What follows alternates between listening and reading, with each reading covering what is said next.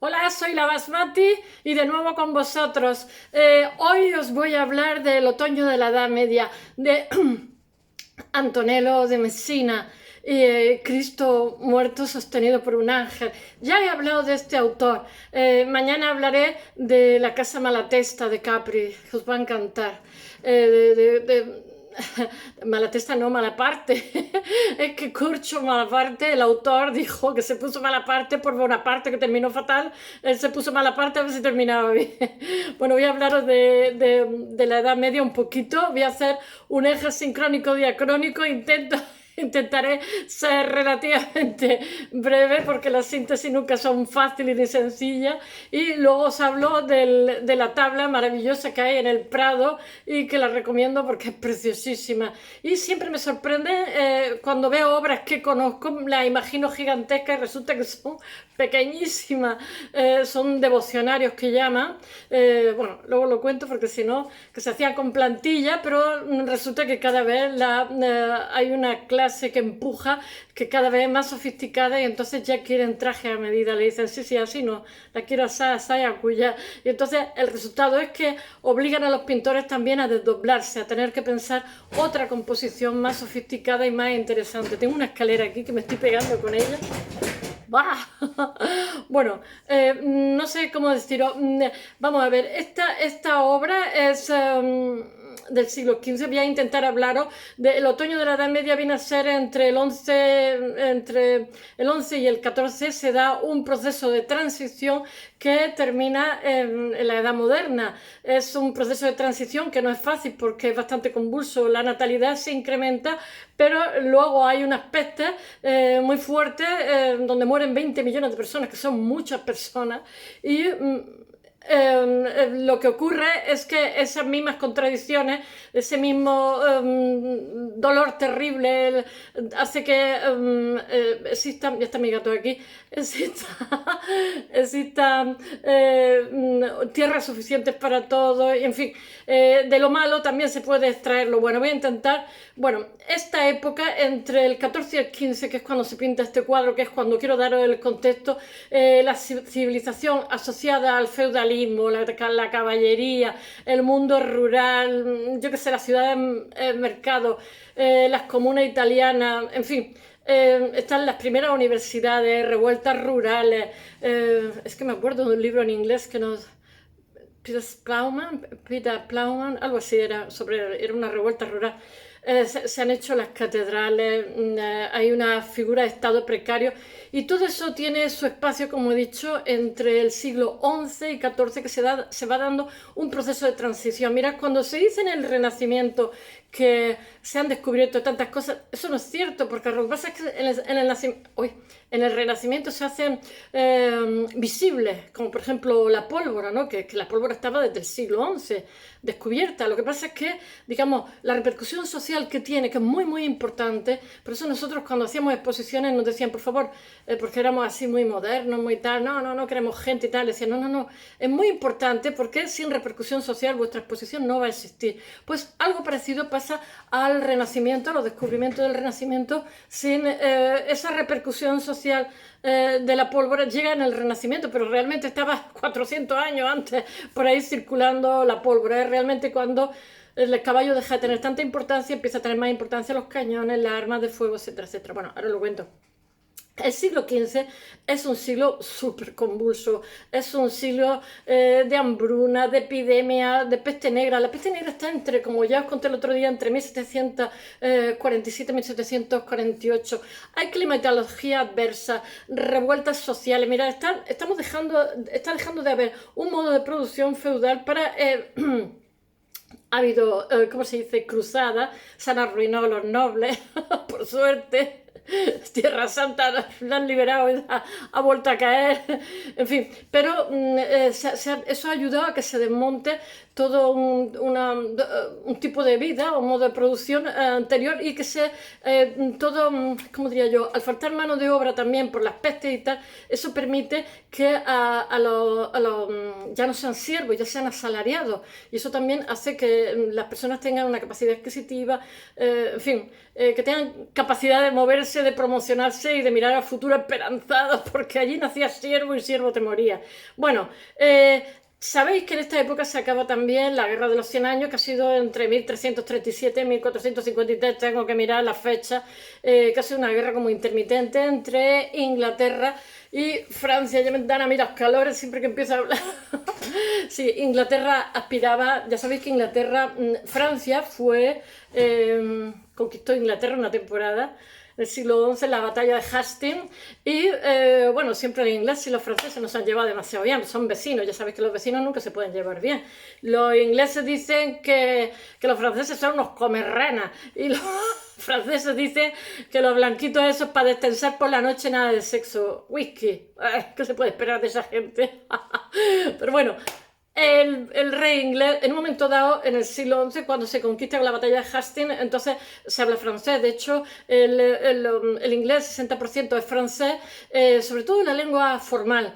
Y tiene muchos falsos amigos como Poisson, Veneno, Preñan, montones. El lenguaje formal es más afrancesado porque realmente la corte hablaba francés y el pueblo llano hablaba inglés. Pero después se quieren desquitar con ellos los ingleses y aspiran a la conquista de Francia. En un principio es favorable con la Guerra de los 100 Años, pero después Francia se defiende y los otros se tienen que bastir en retirada. Pero se llama la Guerra de los 100 Años porque dura bastante, porque fue una guerra como intermitente. Vosotros pensáis en Juana de Arco y va de esta historia. Bueno, he de deciros también que está la crisis del pontificado de la Iglesia, que es el cima de Occidente, que es los papas de Aviñón, que también es entre 1378 y 1417. Os lo voy a contar un poquito porque eso es largo como un día sin pan. Bueno, todo eso, había un boom demográfico entre el siglo X y el siglo XIV, pone fin, o sea, Iglesia, ¿cómo se llama? Europa pasa desde el siglo X al siglo XIII, creo, sí, del siglo X al XIII, no sé si del día al XIII o el día al XIV, pasa de 30 millones al doble, casi 60 millones. Pero resulta que, claro, cuando son las pestes y toda esta cantidad de desastres, pues ocurre que se inhibe otra vez la natalidad, 20 millones de muertos, en fin. Y claro, la economía también se inhibe, no hay inversión, etcétera, etcétera. Pero eso ocurre entre el 12 y el 13, provocando un estancamiento económico y sumiendo al continente en un clima moral de desesperanza y pesimismo que cuando después alcanza hasta la toma de Constantinopla por los turcos en 1453, ya lo sabéis.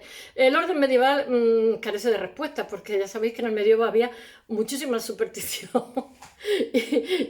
Entonces el hambre y la peste negra se asumen, o sea, hay pérdidas de cosechas, etcétera. Es que mirad lo que son 20 millones de personas. Dejó de haber peste negra, dejó de haber a lo bestia, pero siguió habiendo, no sé cómo decirlo, ¿no? en focos determinados. Entonces se asume como un castigo de Dios. Y bueno, pero sin embargo estos desajustes obligan a una reestructuración, se carga el feudalismo de alguna manera, una reestructuración positiva de lo que es la sociedad europea que termina de hacer posible, yo qué sé, un orden mejor a nivel de estratos sociales, como estaba diciendo. La peste resuelve el problema de superpoblación que había en el continente, bueno, superpoblación también con 60 millones, tampoco digamos que es un continente entero, ahora lo pienso, que bueno. Y bueno, la falta de población en el mundo rural hace que se beneficien los trabajadores, puesto que ya está aquí mi gato. Hay sistemas de colonización y arrendamiento. Es que antes tenían la obligación, antes no le pagaban nada. Y revaloriza el trabajo y el salario de los jornaleros, los campesinos. Y bueno, entonces el orden feudal se resquebraja totalmente. La economía urbana y protoindustriales, los gremios, las bancas, las sociedades de crédito, proceden. Tengo mi gato ya aquí. ¿Me dejas trabajar, Rey? Me ven hablando con el teléfono y se ha vuelto loca. Y bueno, se fue. Bueno, que esta situación lo que hace es que toda esta, como si dijéramos, empresas protocapitalistas, entre protoindustriales, debido a todo lo que acontece, generan nuevas estrategias creativas y reorientan su actividad. Esa sería la palabra. Hay un uso creciente por la pólvora, ya lo he dicho, que son inventos chinos del siglo XI, y entonces esto revoluciona también la guerra, porque la pólvora ya sabéis que es muy letal, y bueno, la caballería medieval deja de tener razón de ser, y bueno, se fabrican cañones, armas de fuego. Mi gato ha pasado por aquí otra vez. Bueno, esto es muy importante. Debido a los árabes hay muchísimas innovaciones. Ya sabéis que ellos traen otro tipo de número distinto que facilita el cálculo, que no son los números romanos, que son más complicados. Y eso hace posible los sextantes tal, y hace posible también los viajes marítimos. En fin, el Islam es un progreso bastante grande. De hecho, son los creadores de la universidad, etc. Bueno, hay innovaciones en la navegación, nuevos tipos de navíos como las carabelas, ya sabéis, el timón axial, los sextantes, los portulanos, los mapas. Solo deciros que Portugal, bueno, se vuelve una potencia marítima, y España de alguna forma también. Los mapas, la cartografía la llevábamos nosotros en Flandes, porque eran españoles, pero ellos también eran buenos cartógrafos. Entonces, cuando se perdió Flandes, se perdió también muchísimos cartógrafos. Bueno, se trabajaban en equipo, con los españoles y ellos. Bueno, los portulanos, todo eso benefició muchísimo, tiene mucho que ver con Portugal, y benefició muchísimo la ampliación de rutas marítimas, la exploración de islas, costas, territorios no europeos, como Portugal se convierte en esta época en una potencia marítima. Me parece que eran los Avis, nosotros teníamos los Austria y ellos los Avis, que promocionaron mucho los viajes. Ya sabéis que eso suponía una inversión bastante importante para la época, como nos pasó a nosotros con Colón. Bueno, que ellos son Madeira, Azores, para nosotros es Canarias en el siglo XV. La costa occidental africana, desde Cabo Bojador hasta Sierra Leona, la empresa impulsada por Enrique Navegante. Yo lo sabía en 1415, 1460. Pero mira la fecha, que la fecha no me la sé nunca.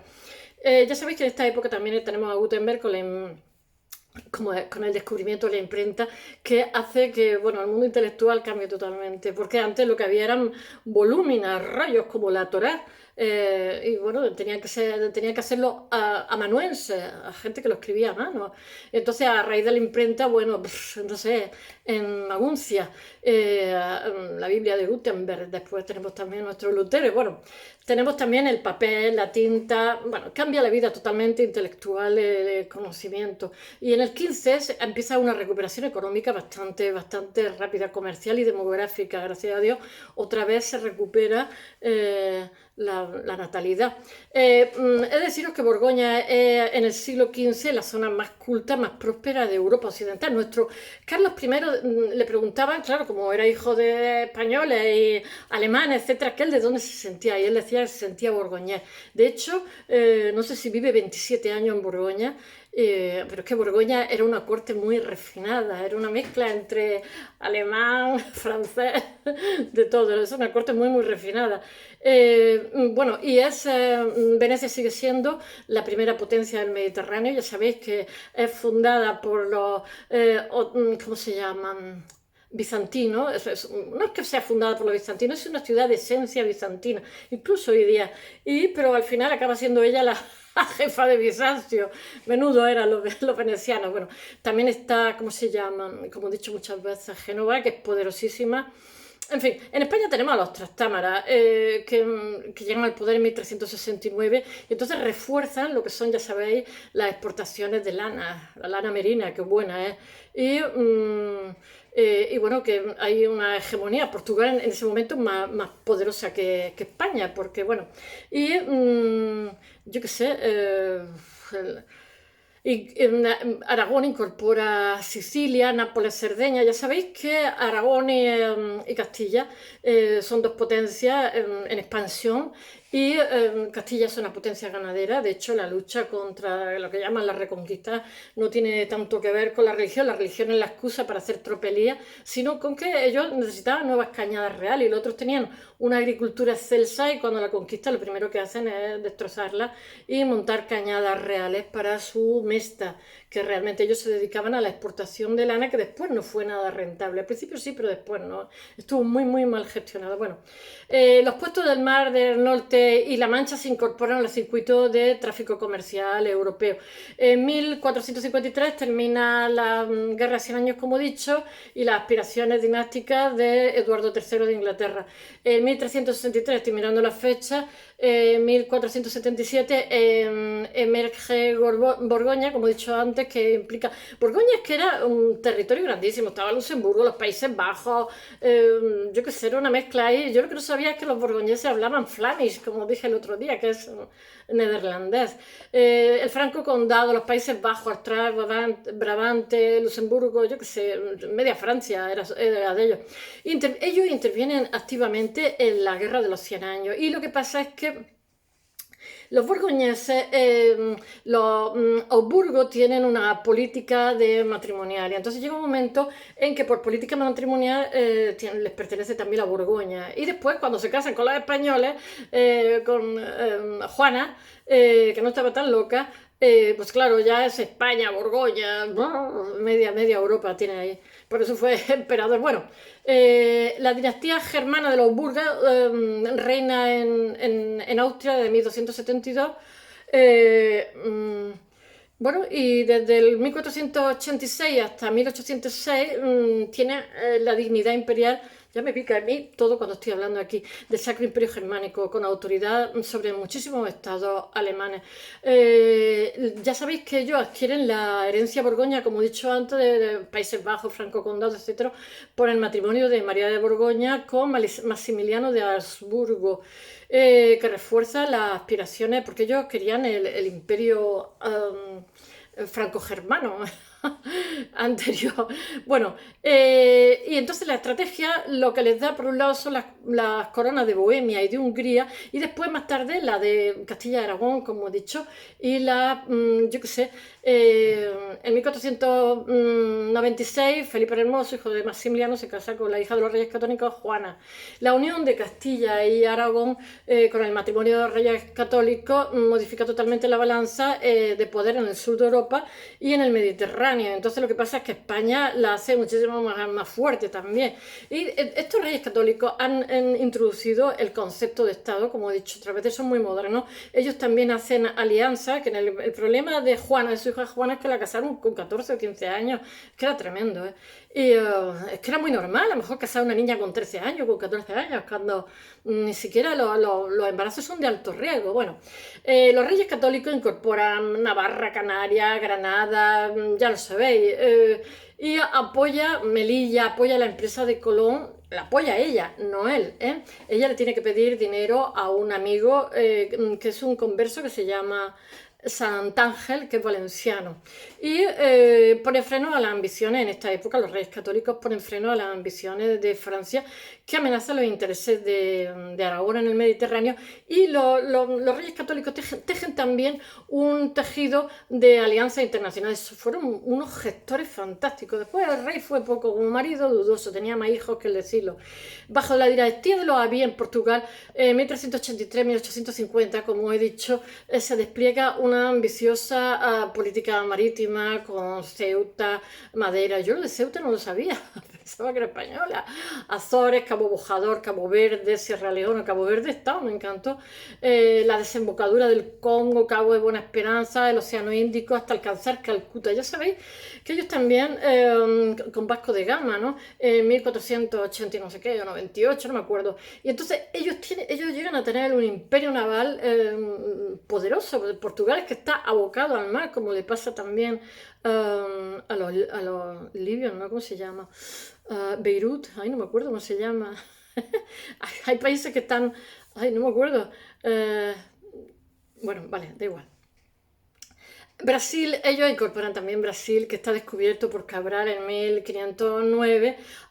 Tienen también en la India, tienen Goa, que es una preciosidad, Malaca, la isla Molucas, Macao, el imperio en parte territorial. Algunos son ese imperio que tiene de rutas marítimas, que luego los holandeses se van a quedar con muchos de ellos, muchas de esas rutas. Muchos de ellos son, más que posesiones como tales, son, como si dijéramos, ciudades que utilizan para hacer comercio, y, sobre todo ciudades portuarias, que eso lo hicieron ya también los fenicios y también lo hicieron los romanos, también, en fin, los cartagineses, todos los griegos, y es que se generan, mi ciudad era Portus Novus o algo así, y bueno, se generan como colonias de intercambios comerciales muy interesantes para las colonias y para ellos, donde hay fábricas de salazón, etcétera, etcétera. Bueno, pero el otoño de la Edad Media sobre todo es una época de crisis de la cristiandad. Ya he dicho que está el cisma de los papas de Aviñón. Ya sabéis que llega un momento en que hay hasta 3 papas. La corte de Aviñón es una corte refinadísima. Lo que pasa es que es una corte muy, muy corrupta. Es una especie de Babilonia. Bueno,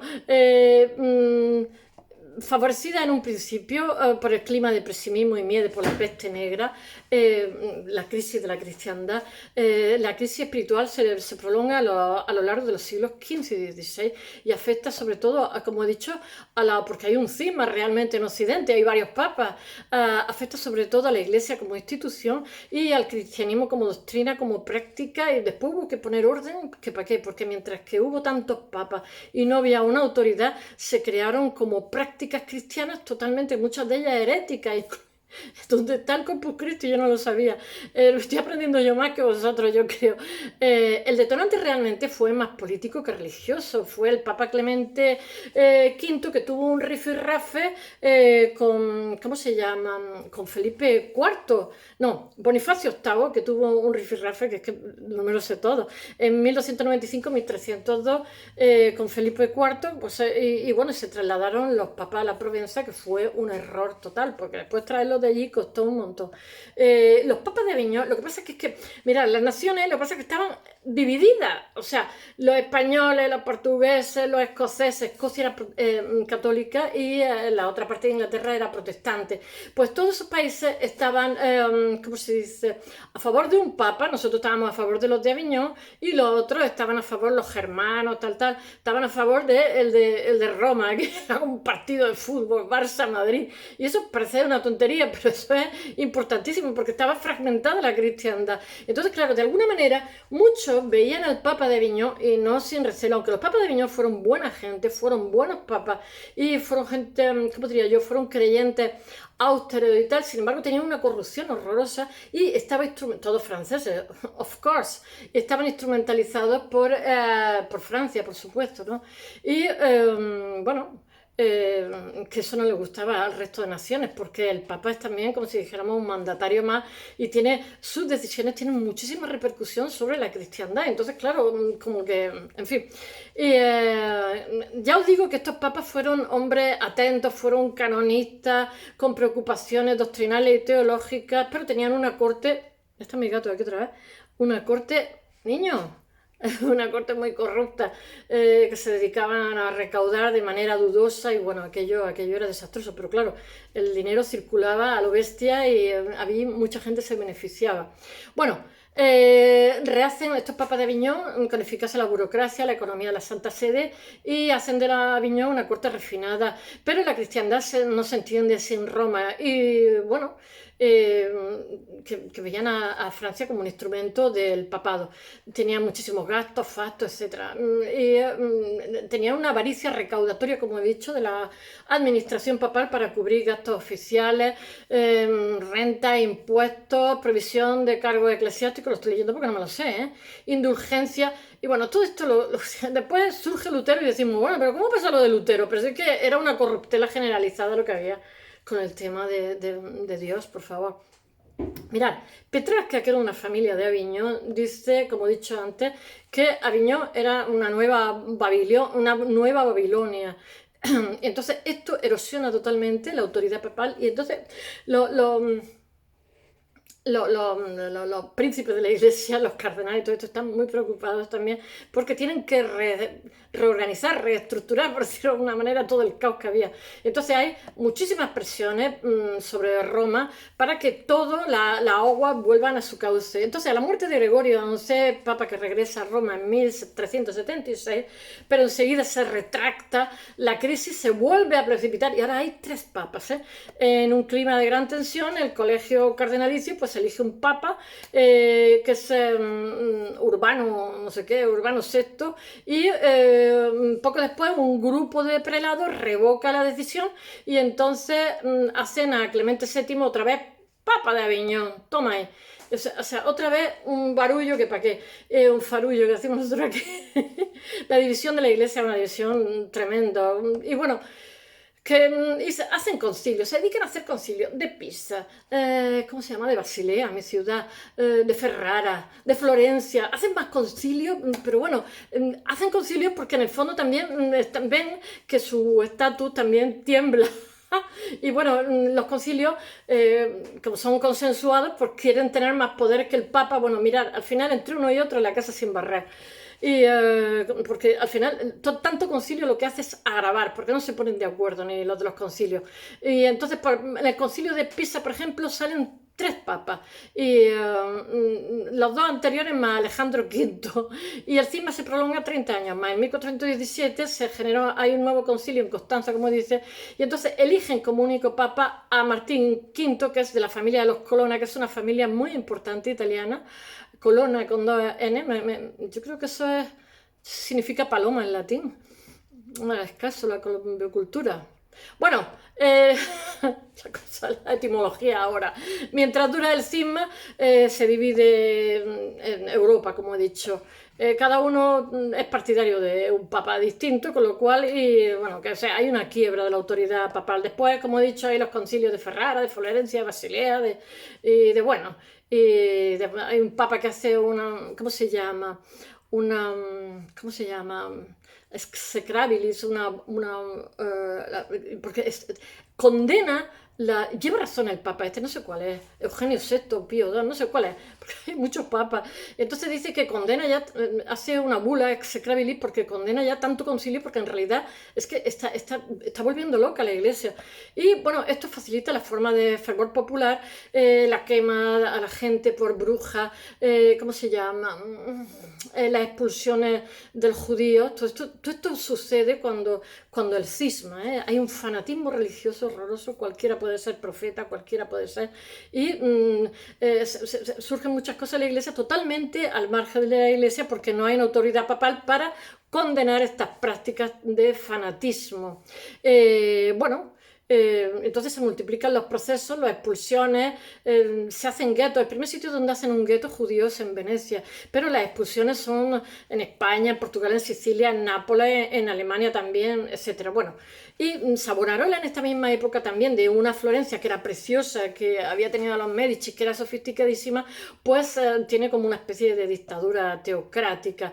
Yo qué sé, pero de todas estas prácticas de religiosidad popular fanática, pues sale lo del Corpus Christi, que yo no lo sabía, sale lo de Semana Santa, la piedad de la Virgen con el cuerpo de Cristo, el fervor por María, y bueno, todo este fervor por el misticismo, el ascetismo, tal, de buen cristiano. Es deciros que hay un libro que ¿cómo se dice? Que se edita en esta época, que es de Tomás de Kempis, que se llama La Imitación de Cristo, de 1420. Entonces, lo que dice es que por favor que recobremos la cordura y que, que nos acerquemos a la vida de Cristo, que fue una vida modesta, sencilla, para ser buenos cristianos, sin vanidades, con obediencia, con bondad y todo esto. Bueno, con una vida interior de soledad, ascetismo, ayuno, con una limpieza de corazón. Y bueno, esa es la sensibilidad que se creó y tuvo muchísimo éxito. De hecho, de todos los libros cristianos que hay junto a la Biblia, es el libro que más ediciones ha tenido. Pero si nos fijamos, cuando de nuevo el Papa recupera el poder, la los papas, restablecido el poder de Roma, los papas de la segunda mitad del siglo V son Nicolás V, Sixto IV, Inocencio III, nuestro Inocencio III, no, nuestro Inocencio Alejandro VI, el Papa Borgia, menudo era. Y después que sí, que optan por el establecimiento de la ciudad de Roma, bueno, como afirmación del poder, riqueza, magnificencia y triunfo de la cristiandad. Pero estamos con la sensibilidad del libro del Tomás de Kempis. Pero después tenemos a Julio II, que todos lo conocemos bien, que es el Papa mecenas, como León X, los dos muy mecenas, que entre 1500 y 1520 ya sabéis que van a ser San Pedro, van a erigir San Pedro de Bramante, la Capilla Sixtina, etcétera, etcétera. Y porque quieren hacer de Roma un lugar también refinado, un lugar atractivo. Pero bueno, esto se aleja bastante de lo que es la devoción moderna, del ideal de vida sencilla, de corazón limpio, la religión como Salvador. Bueno, en Roma debió de ser todo menos la imitación de Cristo. Ahora os voy a contar un poquito de Antonello de Messina, el otoño de la Edad Media, como he contado ahora mismo. Y este cuadro, Cristo sostenido por un ángel, realmente este cuadro es una tablita pequeña, es una preciosidad, está en el Prado, pero pasa por muchísimas manos. Ya os cuento siempre los avatares de las pinturas. Este cuadro llega al Prado en 1965, es un cuadro de Antonello de Messina, un maestro siciliano que alcanza gran notoriedad porque se le atribuye el mérito de haber difundido la pintura al óleo, la técnica por toda Italia. Ya sabéis que eso realmente, la cola de conejo, que es una imprimación que se da a la tela para que se pueda pintar al óleo, eso es una cosa de los holandeses y eso llega relativamente tarde a Italia. Entonces, claro, él trabaja durante una época, es una técnica de los Países Bajos. Ya sabéis que los italianos son muy intelectuales, tienen una forma de pintar muy particular, pero ellos pintan sobre tablas, ellos pintan sobre frescos, pintura mural en las paredes, pero no tienen la técnica del óleo, ni que es aceite con pigmento, ni tienen la técnica de saber imprimir tela mediante la cola de conejo, etcétera. Que eso es de los holandeses. Entonces, este señor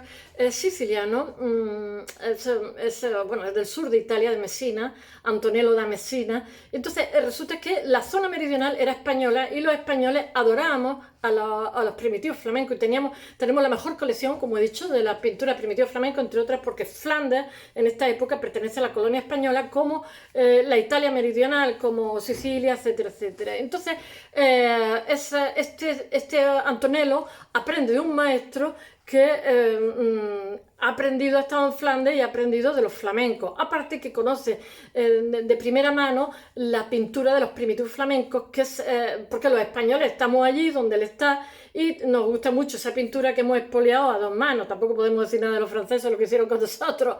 Y entonces él lo llaman, este tipo de pintura triunfa mucho por en Italia. Ya sabéis que había un corredor entre el norte y el sur del gótico tardío, pero que eso con anterioridad, y donde se intercambian, como si dijéramos, en el gótico tardío se hacen muchas miniaturas, se iluminan Biblias, se iluminan libros, códices, etc. Eso tiene mucha influencia con Italia. Italia tiene antes también la herencia del mundo clásico, que son las esculturas. Entonces tiene muchísima naturalidad, muchísima espontaneidad a la hora de representar, aunque tiene la influencia bizantina del medievo, que están así como muy rígidos. Sin embargo, ellos tienen las esculturas de los dioses desnudos, etcétera, etcétera. Y claro, esa tradición pesa. Entonces se crea una corriente entre el norte y el sur, también entre Flandes. Entonces hay un continuo, bien sea por las guerras, por las peregrinaciones, yo qué sé, por los intercambios comerciales, todo eso crea como un corredor entre el norte y el sur. Pero la pintura al óleo llega relativamente tarde, pero bueno, triunfa al instante. Entonces, claro, triunfa mucho en Venecia. Él va a estar en Venecia trabajando,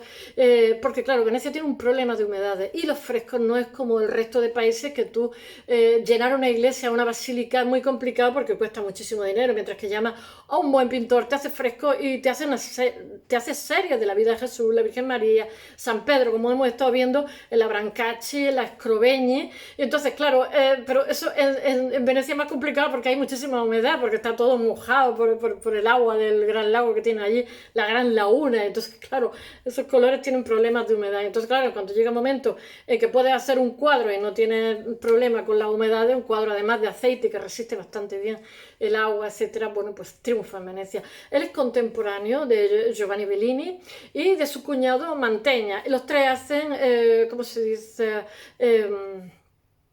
pintura devocionario, porque resulta que ya hay una clase social, ya está empujando a la burguesía, porque hay, como he contado ahora en historia, hay un revivir de la economía, de la natalidad, etcétera, etcétera. Hay muchos intercambios comerciales en la República Italiana, bueno, las ciudades, las comunas, lo que haya, porque cada una era un mundo distinto, tienen muchísima relación comercial con el Mediterráneo, con Europa, etcétera, etcétera, y están mucho más desarrolladas que el resto de Europa, no que Borgoña, la República Italiana y tal. Y entonces pues hay, como si dijéramos, una clase más sofisticada que ya, aunque estos señores se dedican a ser devocionarios, que son como estampas pero en cuadros, y entonces para rezarles, ¿no? Y lo que pasa es que aunque ellos tienen un patrón para hacerla, ellos exigen que quieren una composición determinada, y eso, como he dicho antes, obliga a que los artistas se tengan que desdoblar y encontrar soluciones para buscar otras composiciones para dejar satisfechos, aunque lo cobren más, a sus clientes, porque ellos tenían talleres con gente que les ayudaba.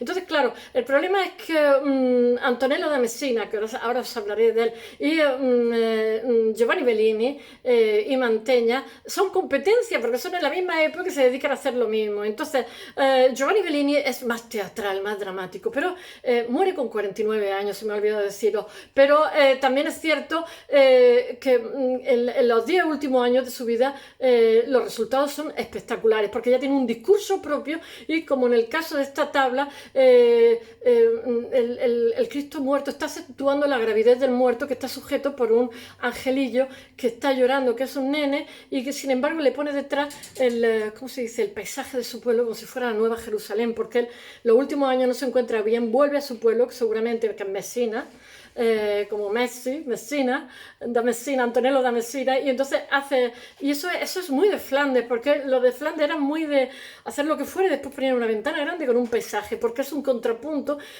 Por un lado está la ingravidez del muerto, el angelito que llora, dulce, con unas alas que tiene colorines y él una cara regordetita, y por otro lado está el paisaje que hay detrás, que es un paisaje lleno de vida, lleno de esperanza, con un horizonte bonito, con unos colores preciosos, que es como la antítesis, el contrapunto a la muerte que te estamos mostrando en primer término. Entonces es un cuadro que es una maravilla, sobre todo por la composición, los colores que utiliza, el dramatismo, no tiene desperdicio, es fantástico. Bueno, voy a ver si os cuento porque lo estoy contando todo de memoria. Que en Italia se hace famoso porque dice Vasari, Giorgio Vasari, que es el que escribe las crónicas, dice que es realmente el que difunde Giorgio Vasari tenía una, ¿cómo se dice? En fin, como científico era dudoso algunas veces, si no la mayoría, rigor, no me salía la palabra, es regular de riguroso intelectualmente.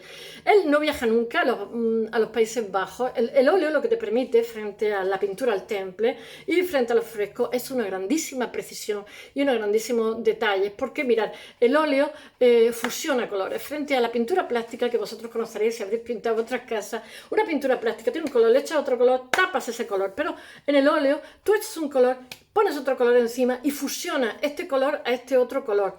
Eso pasa también en la pintura pastel, pero bueno, los pasteles no son pinturas, a mí me parecen horrorosos los pasteles. Entonces, ¿qué pasa? Que eso lo descubren también los holandeses, que hacen lo que se llaman las veladuras, ¿no? Porque nosotros cuando miramos algo tienen un solo color, una sola luz, es como cuando nos ponemos una gafa de un solo color, pues eso es una veladura, que eso impide que cada color que ponemos nosotros en el cuadro vibre, o sea, nos llame la atención como si fuera un bordado, ¿no? Entonces los españoles lo que hacemos nosotros, la grisalla e invento español, es que en vez de darle la veladura por encima cuando el cuadro está terminado, que lo apaga muchísimo, lo que hacemos es que darle una veladura, o sea, un color al lienzo blanco, le damos un color inicial y sobre eso pintamos, y esa es la luz dominante, y va a dar igual los colores que echemos porque nos va a unificar el color que tenemos abajo, que normalmente se suele hacer una grisalla, pero otras veces no. Cuando se utiliza, pues yo que sé, Gutiérrez Solana utiliza el negro de abajo y después sobre eso pinta. Se puede utilizar el color que queramos. Hay pintores que utilizan los tierras, etcétera. No me quiero entretener, que si no voy a contar un tratado de pintura. Bueno,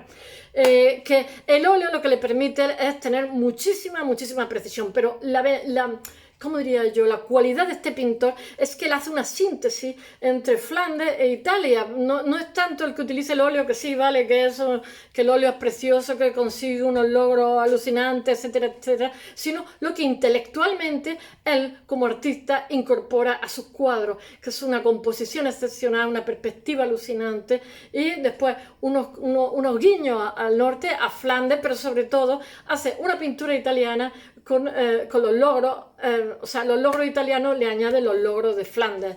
En fin, creo que ya he hecho la síntesis. Bueno, él cuando es jovencito, pues lo invitan a Italia o a Venecia. Ya sabéis que Venecia es quizás la república más poderosa por encima en estos momentos, por encima de Florencia, que también es muy poderosa. Y entonces él está trabajando entre 1475 y 1476 en Venecia y los deja a todos asombrados con la pintura al óleo sobre el lienzo. Y bueno, eso hace que enseguida los otros se pongan también a pintar óleo sobre lienzo o sobre tabla, porque los resultados son muchísimo más espectaculares, porque ya sabéis que el aceite brilla, es bonito, tiene una textura muy preciosísima. Allí pinta el retablo de San Casiano y a los venecianos les encanta todo lo que hace y le cimenta un grandísimo prestigio, pero él muere a los 49 años en un momento dado, aunque pinta cosas en diferentes partes de Italia. Lo que pasa con estos autores que muchas veces no pintaban y es difícil, como pasa en diferentes etapas generando su discurso, es difícil adivinar si es su autoría. Entonces, claro, solamente el del Prado está sin firmar, pero sí que se sabe que es de él. Bueno, él no se limita a hacer un brillante uso del óleo, sino que tiene otras cualidades pictóricas, como he dicho, y sobre todo la forma, la composición que hace y la manera de plantear las perspectivas mediante el orden de volúmenes regulares. Y entonces lo que he dicho antes es que tiene una sabia síntesis entre el modelo plástico destacado por el color, la luz, los efectos realistas y un encuadre muy minucioso, muy calculado. Eres muy minucioso. La tabla que hay en el Prado es minuciosísima. O sea, Cristo tiene una cara de pena, pero es que el angelito llorando, pero ahí se ve con tensión también. Ha sido menos, porque tiene otras que son más dramáticas, más teatrales, y esta pertenece a los 10 últimos años de su vida. Pues entonces, realmente con esta síntesis lo que hace, como he dicho antes, es unificar las dos corrientes imperantes en el momento durante el siglo XV, que es la del idealismo matemático de los italianos con la minuciosidad en los detalles de los holandeses, del flamenco. Y él se forma, he de decir una cosa, él se forma en 1430 en Nápoles con Colantonio, que es el que he dicho antes, que el Colantonio sí que había estado en Flandes y el tipo de pintura que hace es totalmente flamenca. Él está trabajando con él entre el 44 y el 55. En esta ciudad es donde nuestro pintor aprende a usar la pintura al óleo a la manera de los primitivos flamencos, y porque es española, en Sicilia es española, tenemos muchos primitivos flamencos allí, en la punta abajo de Italia, y entonces eso tiene un cuño muy español. Y él también le influye mucho un escultor que se llama Francesco de Laurana. Él tiene muchísima afinidad con Piero della Francesca, como he dicho en otras ocasiones, el que seguramente conoce en Roma en 1959, no, sí, en 1459. Estos son todo hipótesis, ¿no? O sea, estos son todo hipótesis porque es imposible que él haga una pintura que está a muchos kilómetros de donde él vive si no ha conocido a esta persona y no ha conocido la pintura de esta persona. Bueno, que él trabaja tanto Giovanni Bellini como Mantegna, que son los tres competidores de la época. Giovanni Bellini es muchísimo más lírico, él es mucho, tienen como una rivalidad. Y seguramente se conocen en 1475 cuando él está trabajando en Venecia. Y realmente el Cristo muerto sostenido por un ángel, he de deciros que tiene una historia esta tabla porque ¿cómo se dice? Un descubrimiento de una colección española. Esto pasa al Prado en 1965. Esto realmente está en una colección de un señor que se llama Matías Ibáñez de Ribada en 1881. Este señor, en una localidad gallega que se llama Monforte de Lemos, este señor se supone que esta pintura primero ha pertenecido a los jesuitas, que el cardenal Rodrigo Castro en 1523, o sea que vive entre el 1523 y 1560, se lo dona a unos jesuitas que hay en Monforte, bueno, se lo donan los jesuitas, y este cuadro los jesuitas lo hacen llegar a los jesuitas de Monforte de Lemos, no sabemos ni cómo ni por qué, se lo regala a ellos. Y este Rodrigo de Castro lo dona hacia la segunda mitad del siglo XVI, y seguramente los jesuitas se lo venden en un momento dado que necesitarían dinero para vete a saber qué cosa, se lo venden a un señor en una colección privada. Aparece a finales del siglo XIX. Y bueno, este cauce ayuda a explicar, realmente España está en Sicilia, tiene una presencia en Sicilia grande, la Italia meridional, y bueno, también ayuda a explicar el que Antonello tuviera vínculo con los primitivos flamencos. Bueno, y bueno, de la rivalidad, como he dicho, de Mantegna, de Giovanni Bellini, pues solamente deciros que realmente los tres son contemporáneos y hacen lo mismo, con lo cual eran competencias. Pero realmente el Cristo sostenido por un ángel de Antonello de Messina, yo qué sé, ya lo ha hecho antes Giovanni Bellini. Lo que pasa es que este es mejor. Giovanni Bellini era como si dijéramos más lírico, más refinado, pero es un buen pintor, pero este también es un buen pintor, y cogiendo esta composición él hace un mejor cuadro porque lo pilla en una época que es muchísimo más maduro. Y que bueno, que las divergencias son eso, que nuestro Antonello de Messina es más cercano, más patético, tiene un sentido más realista, y sin embargo Giovanni Bellini es muchísimo más